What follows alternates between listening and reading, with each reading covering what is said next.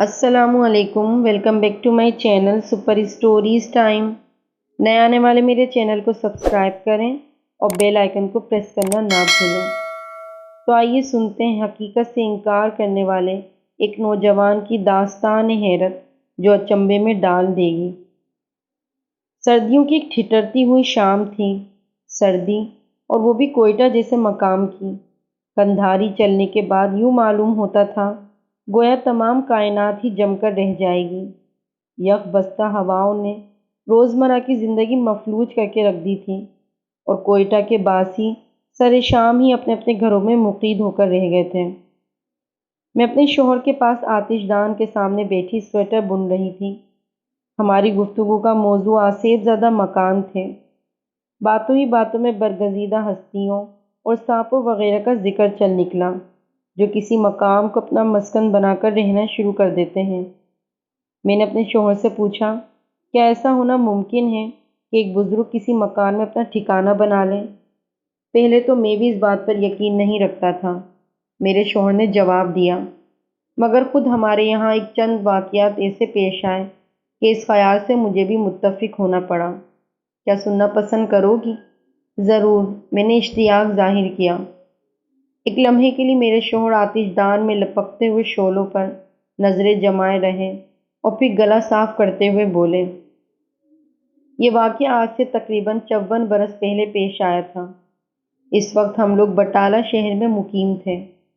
हमारा मकान अंदरूने खजूरी दरवाज़ा वाक़या था।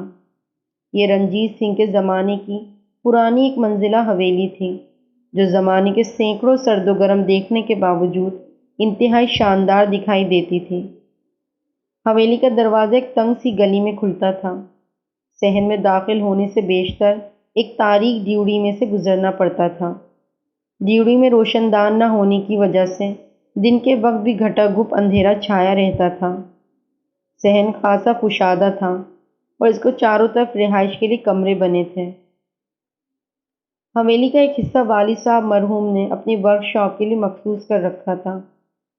1946 में वालिद साहब ने अपनी वर्कशॉप खजूरी दरवाजे के बाहर कुछ ज़मीन खरीद कर मुंतकिल कर दी, लेकिन हवेली में 2 प्रेस हनवस बाकी रह गए थे जिन पर 4 मुलाजिम काम किया करते थे। पड़ोसियों की ज़बानी अक्सर ये सुनने में आया था कि रात के वक्त इस हवेली में किसी शख्स को चलते फिरते देखा गया है, मगर हमें यकीन न आया क्योंकि घर के किसी फर्द ने कभी इस शख्स की झलक तक न देखी थी। और फिर ये सुनी सुनाई बात एक हकीकत बनकर सामने आ गई। इस शख्स को सबसे पहले देखने वाले मेरे भाईजान थे। गर्मियों की खुशगवार रात थी। चांदनी तमाम कायनात पर खेद किए हुए थी। भाईजान सहन में घर के बाकी अफराद के साथ सोए हुए थे। यकयक इनकी आंख खुल गई जैसे इनकी छठी हिस्स ने उन्हें बेदार किया हो। चांदनी में उन्होंने खेवला सा देखा जो कोठे की मुंडेर के साथ साथ धीरे धीरे चलता हुआ सीढ़ियों की तरफ बढ़ रहा था। एक लम्हे के लिए उन्हें अपनी आंखों पर यकीन न आया। उन्होंने ज़ोर ज़ोर से अपनी आंखों को मसला, मगर वो इस हेवले का वजूद झुठला न सके। आखिर दबे पांव उठे, हॉकी हाथ में पकड़ी और आहिस्ता आहिस्ता सीढ़ियां चढ़ने लगे। आखिरी सीढ़ी पर पांव रखते ही उन्होंने एक नूरानी सूरत सफ़ेद बुर्राक लिबास में मलबूस एक हस्ती को देखा।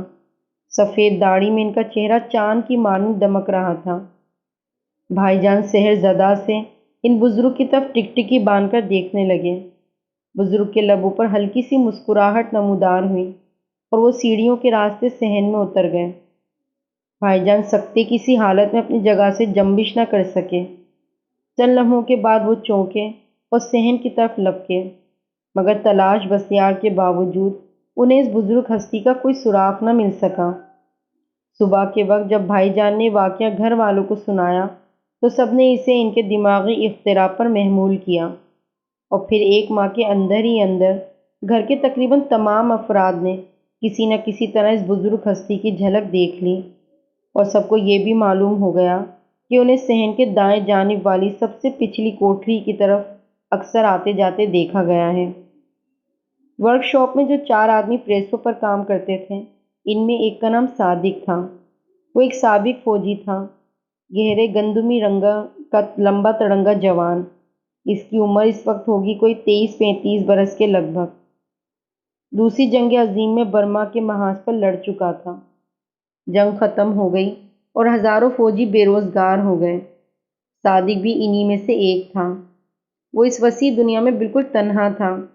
ماں باپ عرصہ ہوا فوت ہو چکے تھے، لہٰذا نوکری سے برخاست کیے جانے پر وہ رنجیدہ نہیں ہوا، بلکہ اسے کچھ مسرت ہوئی، کیونکہ فوجی زندگی سے اب اس کی طبیعت بھی سیر ہو چکی تھی۔ اور پھر ایک روز اس کی ملاقات والد صاحب مرحوم سے ہوئی۔ ایک کو ملازم کی تلاش تھی اور دوسرے کو ملازمت کی جستجو۔ دونوں میں باہم تصفیہ ہو گیا اور صادق کو ورکشاپ میں ملازم رکھ لیا گیا۔ میری عمر اس وقت کوئی 12 برس کے لگ بھگ ہوگی۔ میں اکثر اس سے اپنی حویلی کے بزرگ کا تذکرہ کیا کرتا، مگر وہ ہمیشہ اسے مذاق میں ٹال دیتا اور میں خون کے گھونٹ پی کر رہ جاتا۔ میں نے کئی بار اس کی شکایت بھائی جان سے بھی کی کہ یہ بزرگ کا وجود تسلیم نہیں کرتا، پر بھائی جان مسکرا کر کہتے، کوئی بات نہیں، اسے بھی جلد ہی ان کی ایک جھلک نظر آ جائے گی۔ صادق ایک نظر بھائی جان پر ڈالتا اور کر کے شانے اچکاتے ہوئے اپنے کام میں مصروف ہو جاتا۔ جلدی ایک ایسا واقعہ ظہور پذیر ہوا جس نے صادق کا دماغ درست کر دیا، اور جب تک وہ ہمارے پاس رہا اس نے بزرگ کے وجود کو نہیں جھٹلایا۔ جون 1946 کی ایک گرم شام تھی۔ سورج تمام دن آگ برسانے کے بعد افق کے پردوں کی اوٹ میں روپوش ہو چکا تھا۔ سورج کے ڈوبتے ہی ہلکی ہلکی ہوا نے گرمی کی حدت کسی حد تک کم کر دی تھی۔ گھر کے تمام افراد حویلی کے صحن میں بیٹھے بجلی کے پنکھے کی ہوا سے لطف اندوز ہو رہے تھے اور مختلف موضوعات پر گفتگو ہو رہی تھی۔ وقت دھیرے دھیرے سرکتا رہا اور رات اپنی عطا گہرائیوں کے ساتھ کائنات پر جلوہ افروز ہوتی رہی۔ محلے کی مسجد سے مؤذن کی آواز بلند ہوئی اور اذان کے احترام میں ہم سب خاموش ہو گئے۔ صرف پنکھے کی ہلکی سی گونج سنائی دے رہی تھی۔ اذان ختم ہو گئی اور پھر یکایک پرسوز آواز کے ساتھ خاموشی کا تسلسل ٹوٹ گیا۔ اس کے فوراً ہی بعد حویلی کی ڈیوڑی میں کسی بھاری چیز کے گرنے کی آواز سنائی دی۔ یہ سب کچھ چند لمحوں میں وقوع پذیر ہوا اور ہم سب حیرت سے ایک دوسرے کا منہ تکنے لگے۔ والد صاحب مرحوم اور بھائی جان تحقیق کے حال کے لیے فوراً ڈیوڑی کی طرف بھاگے اور ان کے پیچھے پیچھے روشنی لیے ہم بھی چل دیے۔ دوسرے ہی لمحے ہم سب کی آنکھیں پڑتے حیرت سے پھٹی کی پھٹی رہ گئیں۔ صادق ایک لٹ کی مانند فرش پر پڑا تھا۔ اس کا تمام جسم پسینے میں شرابور ہو رہا تھا اور سانسیں دھونکی کی طرح چل رہی تھیں۔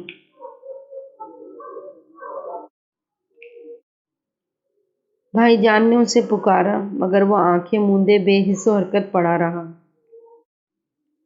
وہ بے ہوش تھا، بس اسے دشواری سے اٹھا کر اندر لائے۔ بجلی کی روشنی میں اس کا چہرہ بالکل زرد نظر آ رہا تھا۔ اس کے چہرے پر ٹھنڈے پانی کے چھینٹے دیے گئے، ہتھیلیوں پیروں کے تلووں کی مالش کی گئی اور تقریباً 15 منٹ کی انتھک کوششوں کے بعد اس نے آنکھیں کھول دیں۔ اف! اس کی آنکھوں سے کس قدر دہشت نمایاں تھی، آج بھی جب یاد آتا ہے تو رونگٹے کھڑے ہو جاتے ہیں۔ وہ کہاں گئی؟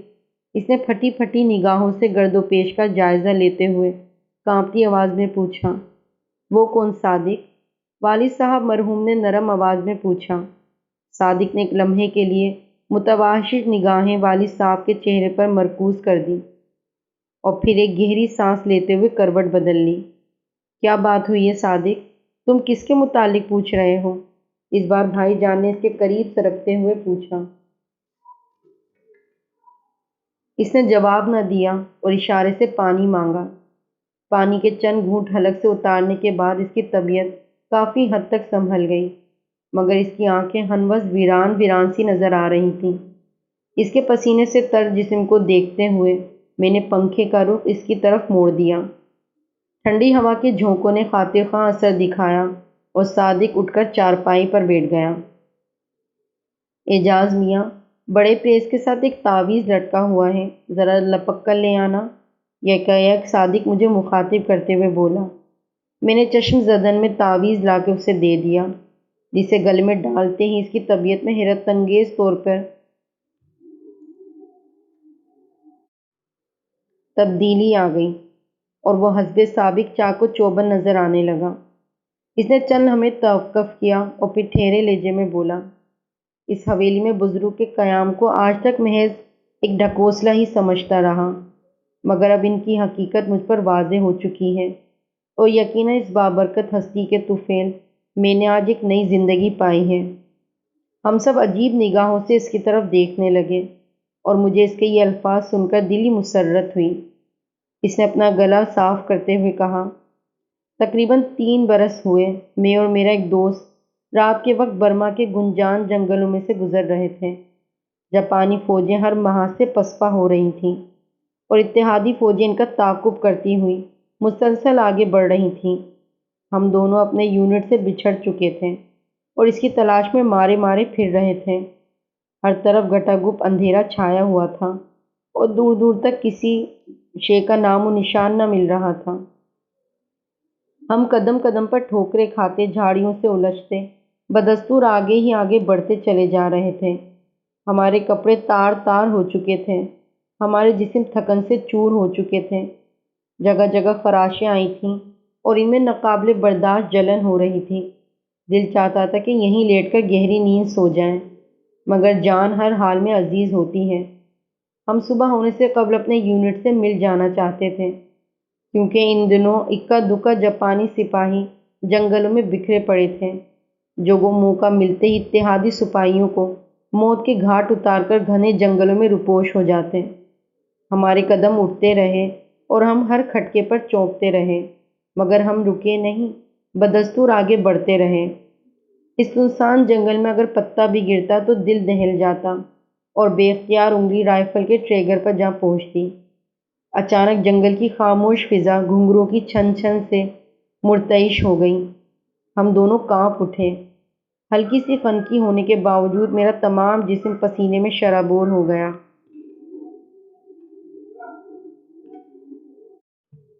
یہی حال میرے ساتھی کا بھی تھا۔ دوسرے ہی لمحے ہم دونوں قریبی جھاڑیوں کی اوٹ میں چھپ گئے۔ یہ کیسی آواز تھی؟ میں نے دھڑکتے دل سے سرگوشی کی۔ خدا جانے، میرے ساتھی نے دھیرے سے کہا اور اندھیرے میں اپنی نگاہیں مرکوز کر دیں۔ یکایک وہی آواز رات کے سناٹے کو ایک بار پھر تہو بالا کر گئی اور اس کے ساتھ ہی خوف و دہشت سے میری ریڑھ کی ہڈی میں سرد لہر اٹھتی محسوس ہوئی۔ اندھیرے کی وجہ سے مجھے اپنے ساتھی کی حالت کا علم نہ ہو سکا، مگر میری حالت اس وقت نہایت دیگر گور ہو رہی تھی۔ اچانک مجھے اپنے دل حلق میں اٹکتا محسوس ہوا، کیونکہ اس بار گھنگروں کی آواز ہمارے بالکل نزدیک تھی۔ میں دل ہی دل میں جلتو جلالتو کا ورد کرنے لگا اور پھر دوسرے ہی لمحے میری چیخ نکلتے نکلتے رہ گئی۔ ایک نہایت حسین اور نوجوان لڑکی، زیورات سے لدی پھندی، زرق برق لباس میں ملبوس، ہمارے قریب ہی اٹکلیاں کر رہی تھی۔ اس کے پاؤں کی ہر حرکت کے ساتھ گھنگروں کی جھنکار پیدا ہوتی تھی۔ میری پیشانی پسینے سے تر ہو گئی اور میں نے اپنے ساتھی کا شانہ مضبوطی سے پکڑ لیا۔ میرا ساتھی دھیرے سے میرا ہاتھ تھپ تھپاتا ہوا بولا، صادق، حوصلہ رکھو، میری موجودگی میں یہ تمہارا کچھ نہیں بگاڑ سکتی۔ مگر یہ ہے کون؟ میں نے کپکپاتی آواز میں سرگوشی کی، کوئی بھی ہے مگر انسان نہیں۔ اس نے بدستور اس لڑکی کی طرف گھومتے ہوئے کہا، میرا دوست ایک نیک و پرہیزگار شخص ہونے کے علاوہ ایک اچھا عامل بھی تھا، لہٰذا میں اس کی بات جھٹلانے کی جسارت نہ کر سکتا تھا۔ تھوڑی دیر تک وہ منہ ہی منہ میں کچھ بڑبڑاتا رہا، پھر میرا ہاتھ پکڑ کر اٹھایا اور میں لڑکھڑاتے قدموں سے اس کے ساتھ چل دیا۔ یہ دیکھ کر میری جان ہی نکل گئی کہ اس پراسرار لڑکی نے بھی ہمارا پیچھا کرنا شروع کر دیا۔ یار، اس بلا ناگہانی سے تو پیچھا چھڑاؤ، میں نے اپنے ساتھی سے کہا۔ فکر مت کرو، یہ ہمیں کوئی نقصان نہیں پہنچا سکتی۔ میرے ساتھی نے میری ڈھارس بندھائی۔ اپنے دوست کی موجودگی میں رفتہ رفتہ میرا خوف بالکل دور ہو گیا۔ یکایک میرے ذہن میں ایک انوکھے خیال نے جنم لیا۔ میں نے دل میں سوچا کہ اپنے دوست کا علم آزمایا جائے، دیکھیں تو صحیح اس کے عامل ہونے میں کتنی حقیقت ہے۔ لہٰذا میں نے اسے اکسایا کہ اس لڑکی کو قائل کر کے اپنے قابو میں کروں۔ پہلے تو وہ نہ مانا، مگر میرے بار بار مجبور کرنے پر آخر وہ راضی ہو گیا اور زیر لب بولا، دیکھو صادق، تمہارے مجبور کرنے پر میں تمہیں ایک تماشا دکھاتا ہوں، گھبرانا بالکل نہیں۔ وہ رک گیا اور مجھے بھی ٹہرنے کا اشارہ کیا۔ اس دوران وہ مسلسل زیر لب کچھ پڑھتا رہا۔ اس کے بعد اس نے اپنے اور میرے گرد پھونک کر ایک حصار قائم کر لیا اور آہستہ آہستہ کچھ پڑھنا شروع کر دیا۔ یہ عمل 10 منٹ تک جاری رہا۔ اسی اثنا میں اس لڑکی کی حالت میں ایک عجیب و غریب تغیر نما ہوئی۔ پہلے تو وہ اٹکلیاں کرتی پھر رہی تھی، لیکن اب ساکت و جامد ایک جگہ کھڑی ٹکر ٹکر ہماری طرف دیکھ رہی تھی۔ ساتھ ہی ساتھ وہ کچھ پریشان بھی دکھائی دے رہی تھی۔ یکایک میرے ساتھی نے یکے بعد دیگرے اس کی طرف 3 پھونکیں ماری۔ تیسری پھونک کے ساتھ ہی لڑکی کی چیخیں بلند ہوئیں اور دوسرے ہی لمحے میری آنکھیں حیرت سے پھٹی کی پھٹی رہ گئیں۔ اس حسین لڑکی کی بجائے میں نے ایک نہایت مکروہ صورت عورت جنگل میں غائب ہوتے دیکھی۔ جاتے جاتے وہ مجھے دھمکی دے گئی کہ موقع پاتے ہی وہ مجھے جان سے مار دے گی۔ دھمکی سن کر میری روح فنا ہو گئی، مگر میرا دوست پھر آڑے آیا اور مجھے دلاسا دیتے ہوئے بولا، فکر نہ کرو صادق، میں تمہیں ایک تعویذ دوں گا جس کے ہوتے وہ تمہارا بال بھی باقا نہیں کر سکے گی، مگر اس کی احتیاط تم پر لازم ہوگی۔ اگر کسی وقت بھی یہ تعویذ تمہارے جسم سے الگ ہو گیا تو پھر میں تمہاری سلامتی کی ضمانت نہیں دے سکا۔ اگلی صبح یونٹ میں پہنچ کر میرے دوست نے سب سے پہلے مجھے ایک تعویذ دیا جسے آج تک میں نے اپنے جسم سے جدا نہیں کیا۔